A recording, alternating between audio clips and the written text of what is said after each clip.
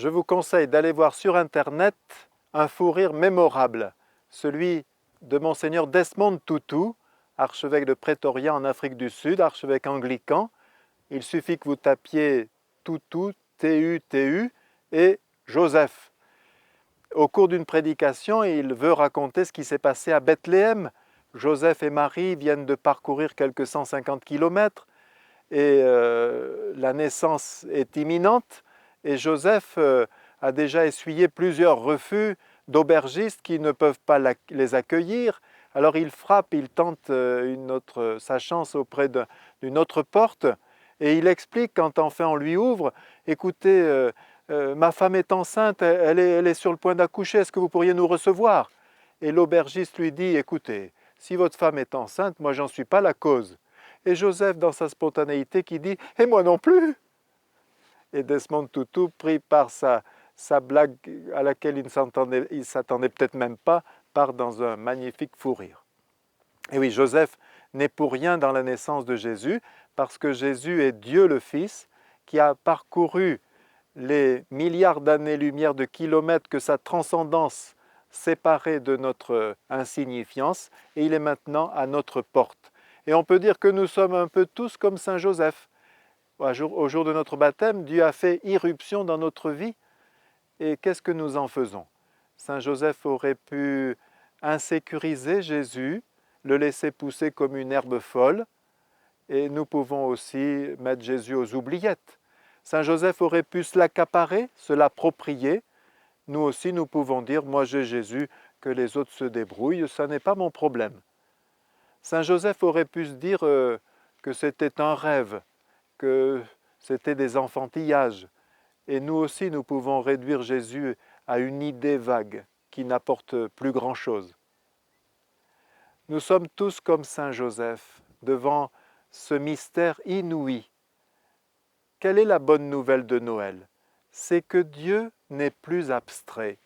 Dieu sait bien que l'homme ne peut plus se satisfaire de discours qui lui disent qu'il est aimé.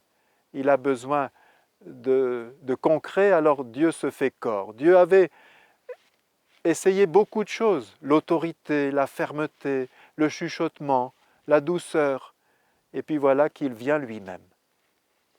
Alors, nous avons un texte magnifique écrit par quelqu'un, c'est étonnant, il s'agit de Jean-Paul Sartre qui a fait toute sa vie profession d'athéisme, mais en 1940, il était prisonnier dans un camp et un camarade de camp, le père Boisselot, dominicain, lui a demandé d'écrire un texte à l'occasion de Noël pour soutenir leurs compagnons de misère, et voici ce magnifique texte. Comme c'est aujourd'hui Noël, vous avez le droit d'exiger qu'on vous montre la crèche. La voici. Voici la Vierge, et voici Joseph, et voici l'enfant Jésus. Mais écoutez, vous n'avez qu'à fermer les yeux, je vous dirai comment je les vois au-dedans de moi. La Vierge est pâle, et elle regarde l'enfant. Ce qu'il faudrait peindre sur son visage, c'est un émerveillement anxieux qui n'a paru qu'une fois sur une figure humaine, car le Christ est son enfant, la chair de sa chair et le fruit de ses entrailles. Elle l'a porté 9 mois, et elle lui donnera le sein, et son lait deviendra le sang de Dieu. Et par moments, la tentation est si forte qu'elle oublie qu'il est Dieu. Elle le serre dans ses bras et elle dit « Mon petit ».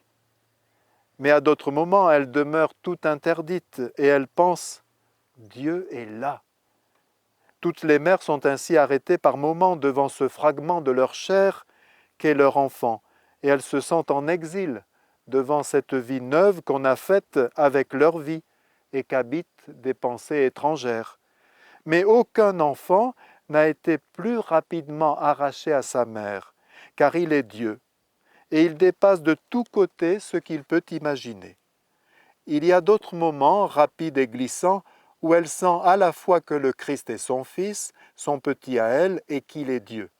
Elle le regarde et elle pense « Ce Dieu est mon enfant, cette chair est ma chair, il est fait de moi, il a mes yeux, et cette forme de sa bouche est la forme de la mienne. Il me ressemble, il est Dieu, et il me ressemble. Et aucune femme n'a eu de la sorte son Dieu pour elle seule. Un Dieu tout petit qu'on peut prendre dans ses bras et couvrir de baisers.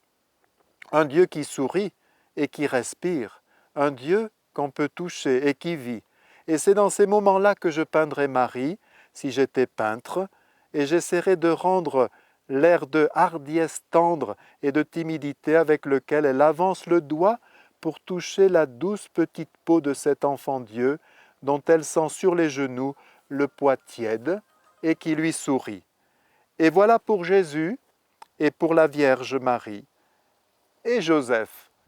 Joseph, je ne le peindrai pas, je ne montrerai qu'une ombre au fond de la grange et 2 yeux brillants. Car je ne sais que dire de Joseph, et Joseph ne sait que dire de lui-même. Il adore et il est heureux d'adorer. Et toute la vie de Joseph, j'imagine, sera pour apprendre à accepter. Joseph ne sait que dire de lui-même, il adore et il est heureux d'adorer. Nous sommes comme Joseph, mais peut-être certains se disent, je ne me sens pas tellement digne d'être comme Joseph. Alors, pensez donc à cette anecdote qu'on raconte sur la nuit de Noël. Quand les bergers sont arrivés, ils ont tous apporté des cadeaux. Qui avait préparé une galette, qui avait préparé des amandes, un autre un petit pot de lait, un autre une toison de brebis pour réchauffer l'enfant. Et puis il y avait un berger tout confus de n'avoir rien apporté, d'avoir pas eu d'idée pour apporter un cadeau. Et Marie, elle prenait tous ces cadeaux tout en tenant son enfant dans ses bras. Mais au bout d'un moment, elle ne pouvait plus les contenir. Alors elle a pris l'enfant et voyant le berger qui n'avait rien dans les mains, le lui a remis entre les mains. Être venu les mains vides, c'était sa chance et à un autre niveau, ce sera la nôtre.